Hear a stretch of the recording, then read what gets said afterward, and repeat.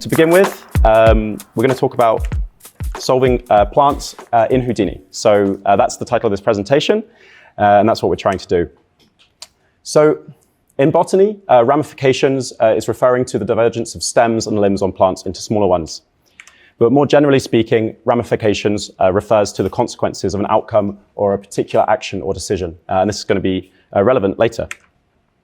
So yeah, like I said, the title of this presentation is Solving Plants. But we're also solving more than plants. So you could say we're solving plants and more in Houdini. And the toolkit that allows us to do this is called Natura. So what is Natura? It's a set of tools or a framework for Houdini that mimics emergent forms and natural processes. So it allows you to sort of try to get close to how things grow in reality. And more specifically, we think we've built a revolutionary toolkit that enables artists to create more kind of expressive artwork that involves plants more easily and efficiently. And we think we've also created a stable, kind of flexible platform that can sit below studio pipelines and custom tooling. And before I go into any more detail about what it is and how it works, I thought I'd just show a little video. I just want to preface this by saying that we don't have sexy graphics at this stage, so we're primarily concerned with the sort of skeletonization, the generation of plant shapes in nature, and all of that kind of good shiny materials and meshing-based stuff is coming soon.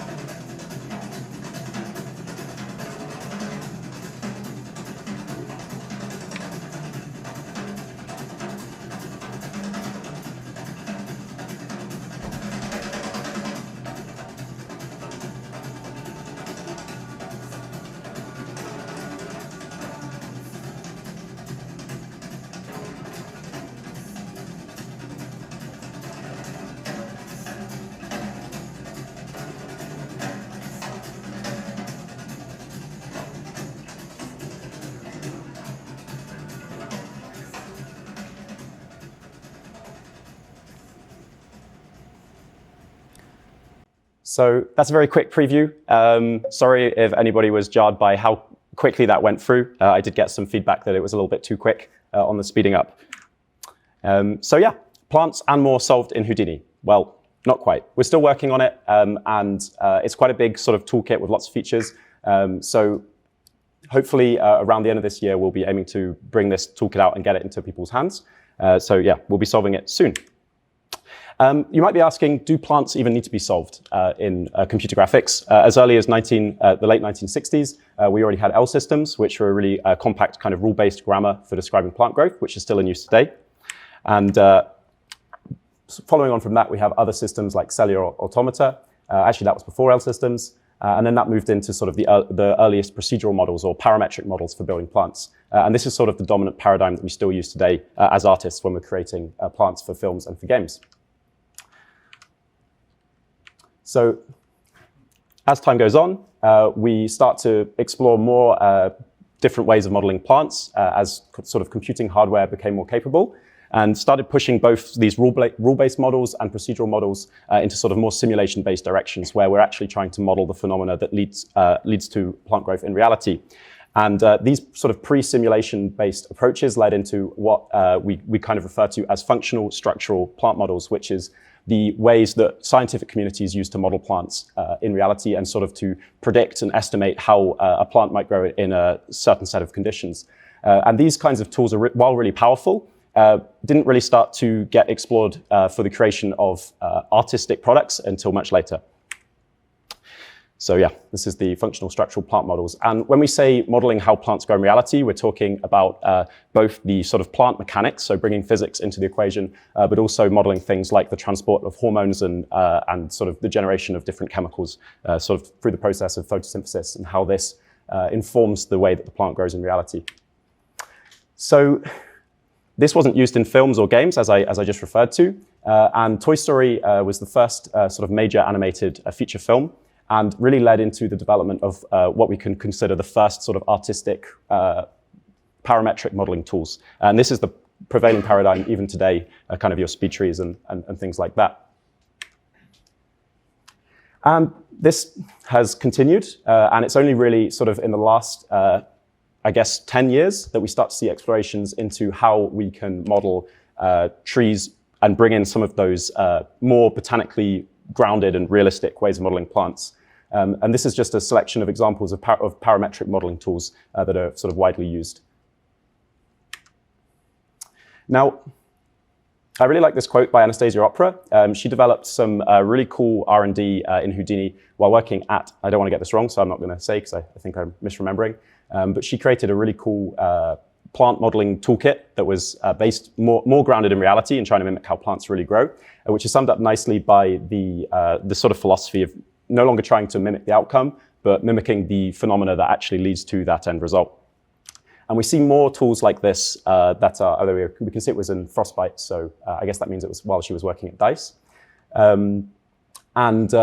We can see more of these kinds of tools starting to appear, such as the Grove, which is a plugin for Blender.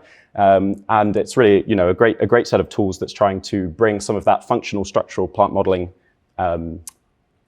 ideas into artists' hands. So I gave a talk last year titled Speedier Trees in Houdini, Botanically Inspired Production, Does It Work? And that's, sorry, jumping around a little bit here. So I'll talk a little bit about that in a second. So these are the two prevailing paradigms, parametric modeling tools and simulation tools for artists at the moment. And they're both kind of used in production today. And they have their own sets of advantages and disadvantages. Parametric modeling tools are user-friendly, in inverted commas. They require a lot of skill to use. And while they're really great and you can resolve to really specific, beautiful outcomes, there is sort of an upper limit to the amount of complexity that you can create and detail, especially for large scenes. Whereas the simulation-based approaches, they don't really have that sort of user-friendly nature. They require scientific controls that require you to become a bit of a botanist. But they are really, really good. They excel at creating natural and emergent forms that you find in nature. They also happen to be way more scalable because rather than defining one specific plant in one specific set of circumstances, you kind of create a recipe that's, when you place it into a different environment, will lead to different realistic looking end results. So back to that talk that I mentioned earlier, Speedier Trees in Houdini, Botanically Inspired Foliage Production, Does It Work? I'll tell you a little bit about myself first before going into what that talk was about. This is me. I come from Somerset in the UK. Which is the home of cheddar cheese and English cider. I spent my earlier years creating maps and mods for the Unreal Tournament series of games, and you can see the very blocky aesthetic. I was pretty much stuck with cubes and BSP. And now I live in France, in Poitiers, which is a small town, very pretty, with my girlfriend and my cat. And I've spent most of my professional career thinking about how do we kind of create the best looking realistic 3D vegetation, and how do we get there? What's the easiest way to get there? And that brings us again back to this talk. So I was approached a while ago, a couple of years now, by Freek Hoekstra, who I'm sure many of you in this room are familiar with. He wanted someone to come to work with the company that he's at, Applied Intuition. He's the head of content development there, to build a scalable pipeline for building vegetation for synthetic data sets. And he'd seen some previous work that I'd been doing, which I now kind of lovingly refer to as L-System Power Armor. He saw this work where I basically sort of started to dive into the world of creating 3D vegetation and essentially was trying to mimic the approach of your speed trees or your labs tree tools, although this was before the labs tree tools. And basically following that paradigm of, okay, well, we're going to do the trunk, and then we're going to layer on more layers of detail and complexity, and sort of you have this hierarchy, this implicit, inherent hierarchy of branches that follows the modular structure that you're using. During this time, I also got familiar with data capture for creating realistic looking vegetation, and how do you optimize and create plants for real time specifically. And this was all the work that was completed using those sets of tools. So this was a few years ago now. And this was what led to Freek approaching me and asking me to come in-house to build them some in-house tools. So this set of tools was like your parametric modeling tool framework, in that it was quite directable, it was fairly user-friendly, but it was difficult to mimic organic complexity, and it wasn't really scalable for creating entire forests or entire species in the kind of manner that we needed. What Freek was looking for was the ability to create realistic trees at a high level of detail with lots of variety and keeping the whole approach very scalable. they were less, what's the word? Concerned, thank you. Less concerned with having a very specific outcome in mind. And that led into the development of the Sylvie shoot system, as we referred to it. So this was heavily inspired by Anastasia Opera's work and tools like the Grove. And it was my attempt to build a botanically inspired simulation of evolving shoot systems and plants. Whoops. And this is some of the kind of work in progress results that we were getting fairly early on in production. And creating something like this by hand, all of these have their imperfections, but creating this kind of result by hand would be really time consuming and quite challenging. And equally, if we look at in the top left corner over there, it's similar in the sense that while you could sort of try to manually draw all of these sort of splines and procedurally generate something like this, it's actually a lot easier to get complex interactions between the sort of different parts of the growing structure if you use a more simulation-based approach. And the main advantage is that with one recipe, you can generate a lot of self-similar examples that clearly all belong to the same species while being individually distinguishable. And we used this to build or rebuild the entire foliage library at Applied Intuition, which was over 300 assets in a little under a year. And this is just a small sample of that. And these were all built by me, but I don't really feel like I made any of this stuff here because it was really just produced by the tools in a sense. I only had to design one tree-ish per species to get all of the variation that we see here. So the subtitle of that presentation was, does it work? And my answer to that question is, kinda. I hated using those tools. It was the worst experience I've ever had as a 3D artist. And I think that mirrors the way that a lot of people feel about simulation-based tools, specifically when you're trying to resolve for a very, very particular outcome. And unlike explosions and landslides and things like this, where it's a little bit harder to see the patterns that lead to the end result, with trees, there is very obviously clear patterns that you're trying to recreate for each species. So you want to have that level of control. Even someone like me who's maybe more on the technical side, I was getting frustrated by the inability that I had to resolve to a specific species or outcome. So we have these two approaches, the parametric approach and the generative simulation-based approach. And I, without kind of realizing it, had sort of mirrored the development of foliage generation in sort of a broader sense by creating these two tools. And I'd fallen into the same problems that both of these approaches have just by chance. And I started asking myself, okay, so how do we reconcile this problem? How do we get the ability to mimic nature more easily? How do we generate lots of realistic variations as quickly as possible? And how do we build a scalable solution that allows you to define sort of recipes rather than individual plants while keeping it as directable and user-friendly as the parametric modeling approach? And that led to the idea of creating a user-friendly modular system to control simulations. And I'm going to skip this because that slide was only a work in progress. And around this time, when I was working at Applied, and I gave that talk, that sort of led into Project Pegasus, which Alex was referring to earlier. And I was brought into Project Pegasus primarily to focus on the landscape workflows, but I just couldn't help myself from wanting to try and explore some of these ideas that I'd been having about how we could sort of improve vegetation workflows. So that led into the development of something that we referred to as the Flora prototype. And you can see sort of an early proof of concept here, where we have this sort of modular structure going down with a set of parameters. And it probably looks quite familiar at this stage. But the kind of crucial difference between this and a parametric modeling tool is that you're not layering the child branches on top of the parent trunk, on top of the parent whatever. Actually, you're creating a recipe. So the modular structure of Houdini is somewhat inverted, and it only all gets evaluated at the end, more like a simulation. So I was trying to sort of get that level of control in a modular system that a parametric modeling tool has, and then putting it all together into sort of a simulation context at the end so that you can get complex interactions between all of the different growing parts. And I really struggled with this. It was very hard to sort of bully Houdini into doing what I wanted. This was before Apex came onto the scene.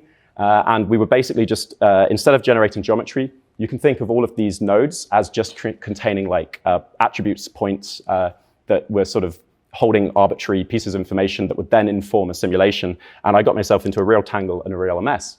Now, I'd met Feike Postmes while working at Applied Intuition, and he'd left to go and start his own company. And he came onto Project Pegasus as well and was originally planning to work on architectural problems inside of Houdini and Unreal. But he's a really bright guy, much smarter than I am in a technical sense, and probably many other senses as well. And he was able to come in and sort of figure out the problems with what I'd been doing. So I'll introduce Faika in a little bit more detail. He lives in Japan, and he likes to go, out into nature, much like I do, going to the beach. That picture of him there is where he got stung by a stingray. That's why he looks so upset. And he started this company called Dodo Devs with Yona, who's currently in the audience here too. So we're starting to collaborate a bit more as well. And he was able to take that sort of early prototype that I'd built and build something a lot more robust and a lot more flexible. So this is sort of like the prototype version 2. Okay. Tillman used these tools, so I'm going to introduce you to a third person. He was a procedural vegetation artist. He helped build Simple Tree Tools, which is a popular plugin for Houdini. And he's also contributed a lot of invaluable feedback and advice over the years into how these kinds of tools should work. He saw the value in simulation-based approaches, but really hammered on the modular point for a really long time, and I finally had to accept his wisdom there. And all of the foliage that we created in Project Pegasus was created using that proof of concept toolkit, and 90% of it was created by Tillman in a matter of weeks. The whole thing was just over a few weeks, really. So that toolkit has now been released. It's very rough around the edges. There are some people who've already given it a shot, and they will attest to the fact that it's very much an experimental, janky set of tooling. But you can go and check out some tutorials and give it a go right now and have a little play around with it. And that's free for everyone to have a look at. So first there was the L system power armor, then there was a Sylvie shoot system, and then the Flora prototype. And what we succeeded in doing with the Flora prototype was creating what we felt was a user-friendly generative approach to modeling plants. But it was just a proof of concept, and it was quite inflexible, experimental, and limited in the range of things that you could do with it. Oops, sorry, I made some last-minute changes here that was probably not a very wise idea. So we started asking ourselves, well, how do we take this further? How do we make it more general? How do we sort of solve a wider variety of problems? And with all of the different sort of forms that you find in plants in nature, it's really hard to kind of come up with one simulation that's going to do everything that you need it to do. And so I cast my mind back to the earliest sort of approaches used in vegetation modeling and got really hung up on this idea of L systems, because what L systems are really great at is that they're a very precise and compact way of describing plant shapes. And when I say they're precise, I mean that you have explicit say over exactly what the plant's doing at every stage in its growth. And they're these very small strings, and most importantly, it's extremely generic. It wasn't even intended to be a plant modeling toolkit in the beginning. It was just sort of modeling natural phenomena. So it was just a great broad language for describing ramifications, which is both the splitting of sort of axes and also the sort of cause and effect. There we go, I'm gonna skip this again. So now we have our sort of third ingredient in the mix. We have the simulation-based approach that we want to get the power from. We have the parametric modeling tools that we want to be inspired by in terms of the user experience. And we have the rule-based approaches, which give us the generic sort of way of thinking about how do we model branching structures whilst keeping it precise and compact. So I had to modify the statement, the objective a little bit, to being we want to create a user-friendly modular system to define custom rule-based branching growth simulations. Or we want to create a ramification state machine. And that's led into the development of Natura. Both Faika and I were so excited about the potential that we saw in the proof of concept that we'd built and the sort of direction that we saw this evolving into the future, that we've sort of been focusing on this now for the last year and recently been devoting most of our energy to it. And here we can see that in action again. So this is a sort of a branching climbing growth simulation. Nothing here is sort of faked, as it were. It's actually behaving the way that a plant does in reality. It's nutating, it's finding an object, and then it's coiling up around it. And this is driven by the physical mechanics of plant growth. So the core teams, myself and Faika, and we've been sort of doing the lion's share of the work, I guess you could say. But we've been helped out along the way, and I'll introduce you to a few of those people again later. And what we've built has a few different levels. We have the high-level sort of component, which we're still working on or we want to move more towards in the future, which is those tools that are artist-facing that allow them to sort of quickly and easily get up and running. I was very inspired by Henry's talk the other day because he's clearly thought a lot about how do we create good user experiences. So I'm going to be picking his brains as much as possible over the coming weeks and months, probably, as much as he'll allow me to. And then we have the mid-level, which is sort of the atomic set of tools that technical artists can use to build their own custom simulations or any artist-facing tools. And then we have this sort of low level. So the low level, this is probably a good time to mention that the framework that we've built is built on Apex. So for the people who really want to get into the weeds of how our tools work, there may at some point be a release which allows people to go in and do that and have a look at the Apex side of the setup. Today, what we're primarily going to be focusing on and what I want to talk to you about is that mid-level, which is the sort of atomic framework at the SOPs level that allows people to build their own simulations. So this is our current suite of nodes in the toolkit. And I'll give you a brief introduction to each of these, and then we'll go in and start looking at actual examples. So we have the simulate node. This is the sort of node that goes at the end of your tree and does what you would expect it to. It takes the recipes, in this case, sort of Apex graphs, assembles them, and then it's sort of like a step-by-step solver that gets evaluated. We have the grow node, which we were previously referring to as the component node. So this is just a single growth step. So much like in an L system context where you type in F and you get a single step of growth, that's what this component does. We have the repeat. And the repeat is essentially a way to allow you to create recursive behavior. So instead of having to manually place 5 grows in a row to get a stem that grows for 5 generations, you can put that inside of a repeat for 5 generations and it will reevaluate what's happening inside of it. You can nest repeats, and every single node in here can be reconfigured and plugged in different ways inside of that repeat block to create custom simulation logic. We have a gather node, so you have your primary axis, which would be defined by a set of grow nodes, and you can plug another grow node into the side, and that's how you can create sort of lateral secondary branches. And then we have the gradient node, which is the way that you sort of can look at, so I've had some advice that maybe this isn't the best name. You can maybe think of this as being similar to the lab's control node, and it's what allows you to use ramps to define parameters in relation to different properties. So plant growth is defined by lots of different gradients. You might have gradients of light across an environment. You might have gradients of hormones across the skeleton of the tree, and this allows you to drive any parameter by any of those gradients. We have the threshold, and this is what allows you to sort of create state changes where instead of continuing to grow in a specific way, when a certain hormone or a certain attribute reaches a threshold, you can switch to a new kind of growing behavior. We have the remove, which is what allows us to support pruning behaviors. So it's somewhat similar to the threshold in that once a value is reached, we're going to remove something from the tree. And then you could plug a threshold into that and say then, okay, well, if the light has gone below a certain level, we're going to cut this off. But if the light goes above a certain level, we're going to start growing again. And you can evaluate a whole new node graph.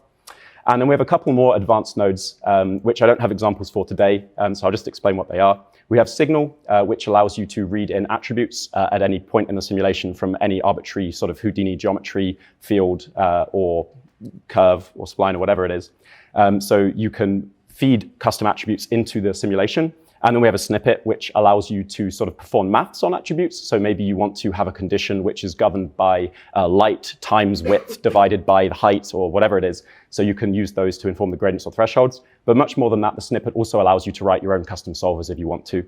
We have ray marching built in the loop inside of our system, but maybe you don't like our implementation. You can rip it out and you can just use a snippet to create your own. So I've already done a little bit of an intro for what these nodes do. So let's just jump in and start looking at the first example. So the first example we're going to look at is basic monopodial growth. That means we have a primary stem, and we're going to be creating some lateral branches on the side of it. And I need to mute myself because... So every time you're working on a Natura system, we're going to start by placing down a grow node. The grow node has only a limited number of parameters, which are mostly related to previewing what you've created, but they do have this sort of overall generation slider, which is how long do we want to grow this thing for. I'm putting down a bunch of the sort of core nodes in the toolkit here, and as I mentioned before, we switched the names around a little bit. So the component is actually the grow, and the grow is actually the simulate, just to make things really confusing. And if we plug the component into the grow node, you can see that we get a single stage of growth, which is actually kind of a particle sort of based approach to growing the tree. But then we skin it, we sort of create those those edges in between in a really efficient way inside of the loop as well. And we can create plants. You could manually model a tree just by placing tons of these component nodes, in a sort of whatever manner you wanted to. Obviously, this is going to be a really slow, painful, and cumbersome way to model anything. It's probably slower than L systems, but not too different to how you would work with L systems. And if we look at the parameter interface, you can see we've got a general tab, a bud initiation tab, simulation tab, node system update tab. Again, I think Henry will probably have a lot of useful advice for how we can reorganize this interface into a way that's more intuitive. And now, instead of creating 4 components in a sequence like we did previously, we can just put this component inside of a repeat block, which this actually also works with just native Houdini for loops, but there's reasons why we're using the repeat block, which maybe I'll go into later if people are interested. And you can see now we can just change the number of generations, and that causes whatever is inside that repeat block to get reevaluated over that number of steps. And one thing to bear in mind is that you can drag the generation slider on the grow node, but if your repeat blocks or your logic doesn't extend beyond a certain point, those further generations aren't going to continue to grow. There are ways to set it up so that they're sort of like infinite growth and decay and all of those kinds of things. But for most modeling purposes, you want to be able to define sort of a finite structure. So now we're going to be bringing in the gather node, which was previously called the combine, again, just to make things really confusing. And this is sort of the standard way to create sort of a monopodial branching structure. And this probably feels quite familiar to people who are used to working with traditional parametric modeling tools. In fact, working with it up to this point, the only thing that is slightly different is that you have to preview the grow node at the end to see anything at all. And by modifying the secondary component that's going into the combine, we can sort of create rules about how those branches are going to move away from the primary stem. Now, just by copying that first block, what I'm doing here is sort of going to elongate the secondary branches. So first of all, I copied it, but then I just threw down a recipe instead. I guess I was planning to talk about recipes here. So now you can see that we have the branch initiation that's happening here with that little green component or grow node. And then we can see that the second repeat block is sort of defining, OK, what actually is this secondary stem going to be doing? And you might notice as well at this stage that the components don't have any ramps. They don't have any gradients at all. And that's something that you always want as an artist when you're working with these kinds of tools. You want to be able to control things in respect to other things. But we don't want to determine what controls what. We want that to be completely up to the user and the tool builders. So now I'm putting down the gradient or the control node. And you can see here that we have a driver name and a passenger name parameter. So the passenger name is the parameter that you want to drive. Any parameter can be driven. You can even create arbitrary attributes and drive those. The driver name, similarly, has a set of existing attributes that are going to be on any Natura system, but you can create any arbitrary attributes that you want via a range of different tools. And we're just saying between a height of 0 and 1, we want the gravitropism, that is the response to gravity, to change between the range of -1 and 1. And the mistake that I've made here, and the reason why everything seems to be going in the same direction, is because I didn't set the range of the height to be correct. So now you can see that because the tree is 10 units tall, when we set the driver to be between 0 and 10, and then the gravitropism to be -1 and 1, we now get that sort of typical ramp-based control over the shape of those secondary branches. So you don't have to use the height for this. You could use the curve view. You could use the level of shade. You could use a hormone like auxin or whatever it is that you decide that you want to create.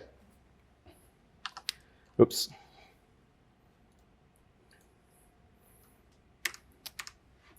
OK, there we go.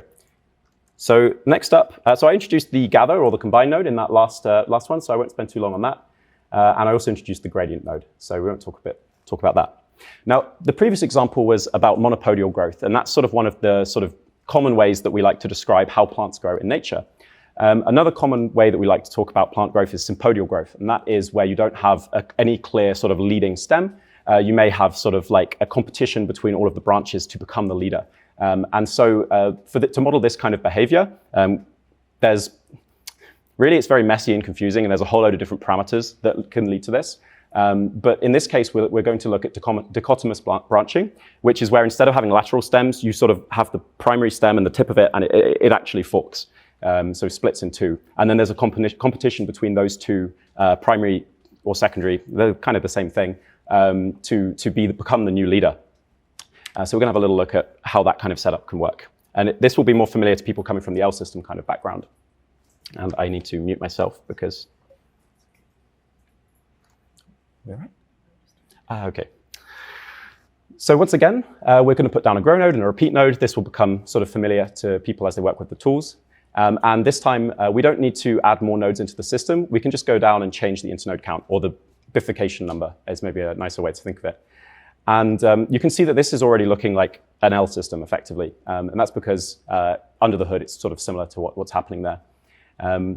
As we increase the repeat counts, it's very, very quick with bifurcation to end up with insanely high degrees of complexity because it's logarithmic. Other than that, all of the parameters work the way that you would expect them to, in that every single sort of stem here is governed by the same set of logic. So if you wanted to have bifurcating behavior where you could have two different sets of logic that were clearly defined, you would want to model this a different way. But quite often, you just want to have kind of one sort of set of behavior, and you have this sort of organic mush of things competing to lead to the end result. So I'm going to throw in another control here. And I'm not doing anything too fancy. I'm basically just introducing a bit of randomization. If we plug the control into the component now, what we're saying is we don't want to bifurcate all the time. We actually want to bifurcate between once and 3 times according to this ramp. So now we need to increase the generation count to get to a sort of a similar level of complexity as we had before, because there's just less overall branches. And hopefully you can see that we start to move towards something that's already feeling a little bit more natural and realistic feeling.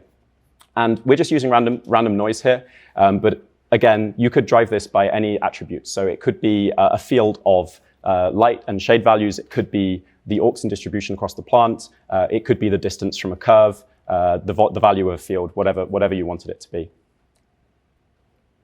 And as you start to play with more of these tropisms and more of these parameters, you can sort of sculpt and push this around into the sort of results that you want to get. So I haven't really talked about this too much yet, but I'll touch on it briefly here. So far, I haven't demonstrated any of the sort of simulation-based aspects of the tooling. But under the hood, there's PBD simulation. There's ray marching against a volume, so a signed distance field, which captures the sort of thick enough branches as well as the environment. And this allows the branches to have sort of realistic interactions with each other. And it's also what allows us to create sort of bigger scenes where even using the same recipe, we're going to end up with individual looking results without just using random noise. Because really, trees don't get affected by noise. They're affected by a whole load of signals, which creates an impression of chaos. So we'll be coming back to that example a little bit in a minute. I'm very good at just exiting out of the videos and leaving the slide. OK, so we've talked about basic monopodial growth, which is sort of maps to parametric modeling tools. And we've talked a little bit about the generative sort of bifurcation kind of style of growth. But really, when you're combining these things is when things start to get really interesting.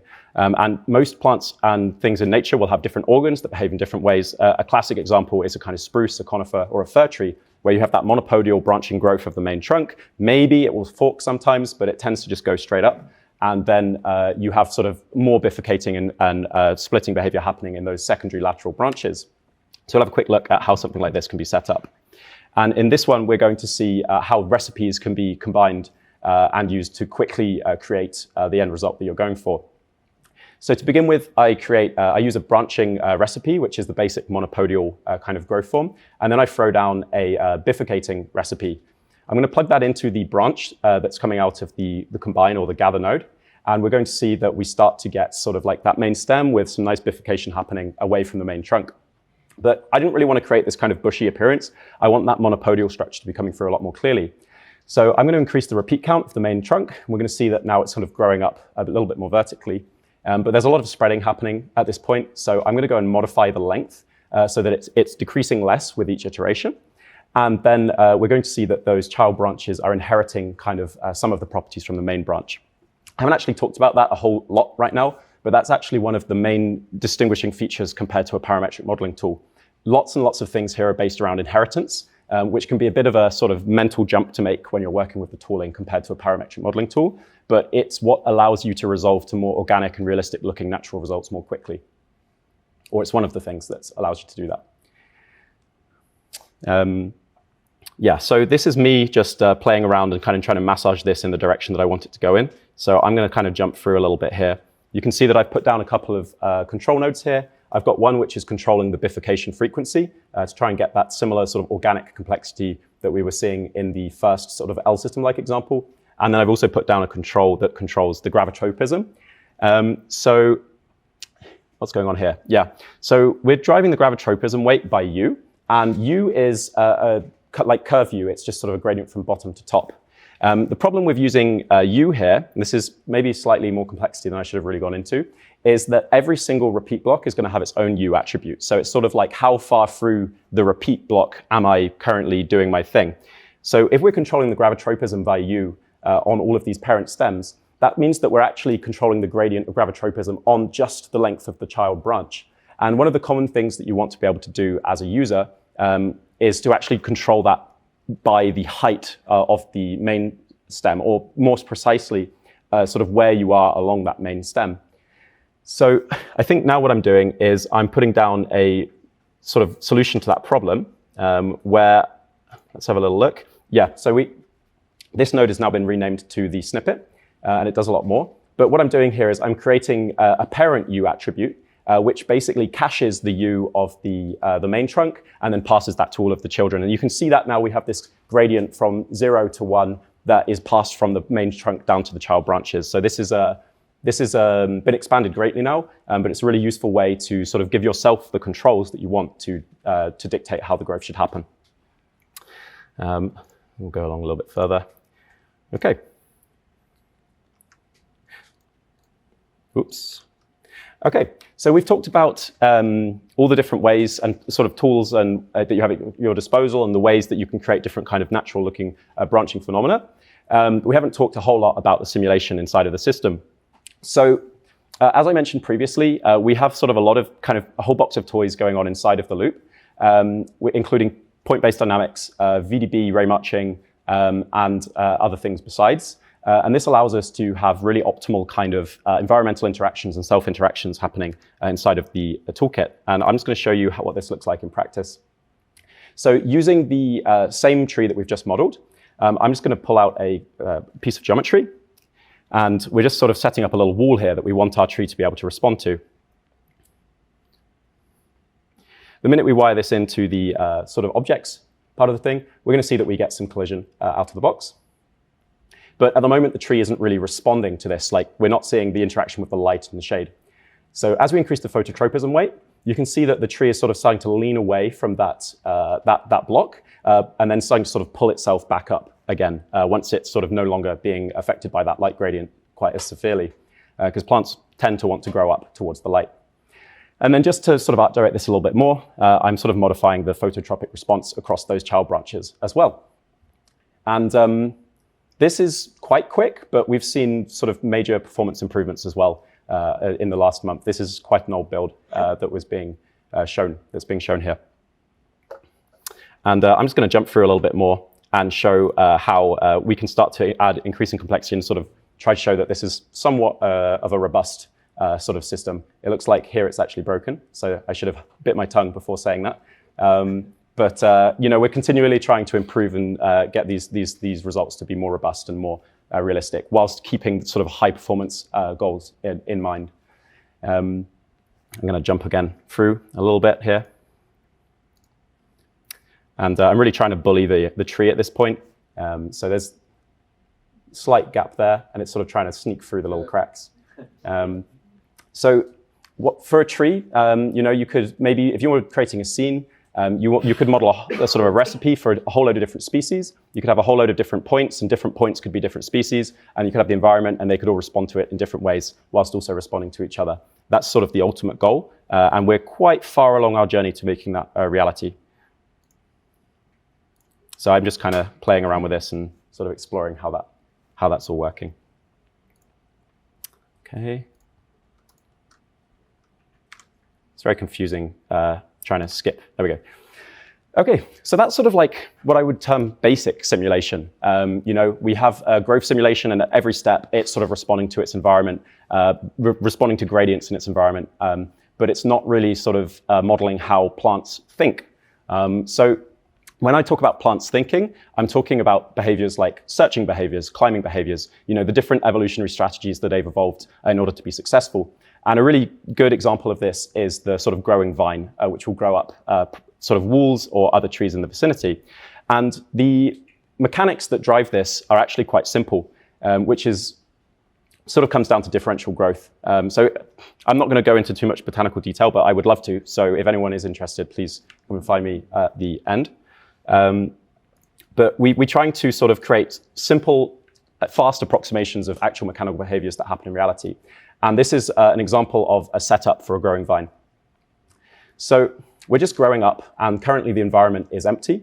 And the main behavior that leads to sort of these climbing behaviors is nutation, or these searching behaviors, I should say.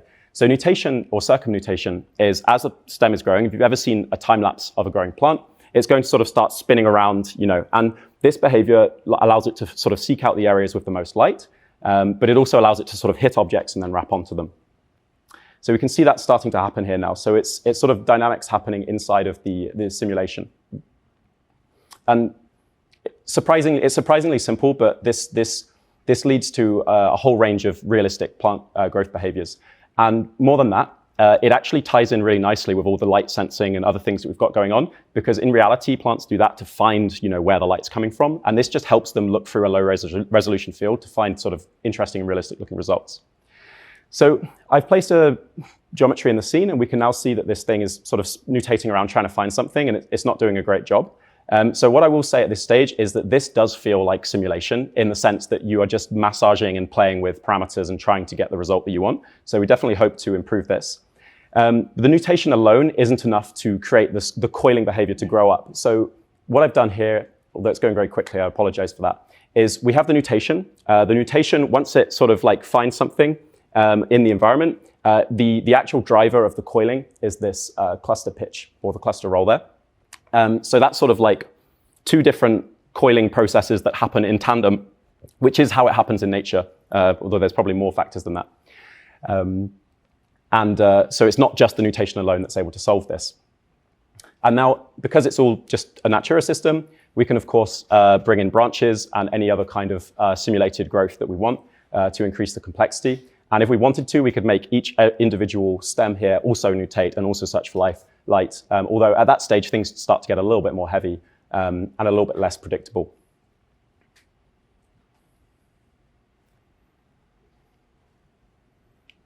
So sometimes it's nice to sort of have a more simulation-based or generative kind of primary trunk, and then you go down the more parametric kind of modeling approach, just to sort of create the appearance that you're after. And I think that's one of the strengths of the toolkit, is you're not forced to use simulation, and you're not forced to do things the sort of old-fashioned way either. Okay, where are we now? Gonna jump out. Ooh.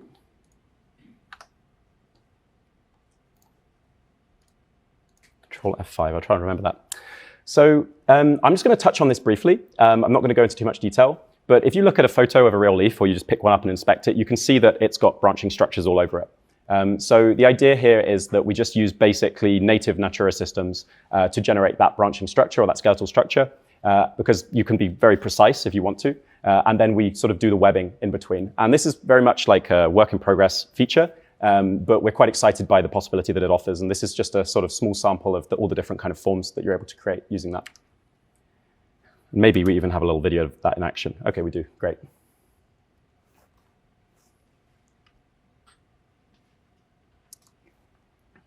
All right. So this is a recipe that just creates a sort of simple maple-ish looking leaf. This is my first ever COPS experiment, so be kind. Basically, this Natura system, I just set up to be easily and quickly customizable so that you can sort of explore different options for creating the venation patterns across a leaf. It's a little jank and a little experimental, but I think this is going to be a really fun way to model leaves in the future. So I'm going to jump through a little bit more and just show some of the variety of forms that we can already create there.